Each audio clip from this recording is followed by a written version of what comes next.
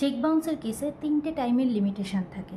সেটা হচ্ছে, প্রথম হচ্ছে যেদিন আপনার চেক বাউন্স করলো এবং ব্যাংক আপনাকে রিটেন মেমো দিয়ে দিল, সেই দিন থেকে ঠিক 30 ডেজ পর্যন্ত আপনার কাছে সময় থাকে লিগ্যাল নোটিশ পাঠানোর জন্য।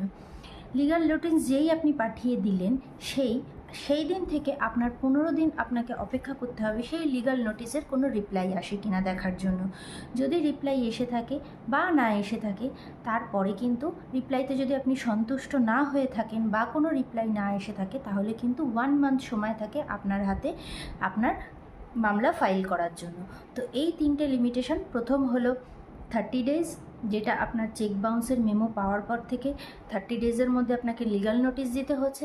সেকেন্ড হচ্ছে, লিগ্যাল নোটিশ দেওয়ার পরে আপনাকে 15 ডেজ অপেক্ষা করতে হচ্ছে লিগ্যাল নোটিশের কোনো রিপ্লাই আসে কিনা দেখার জন্য, বা রিপ্লাই আসুক বা না আসুক, রিপ্লাইতে যদি আপনি সন্তুষ্টজনক কোনো উত্তর না পান, তাহলে মামলা ফাইল করার জন্য 1 মান্থ সময়।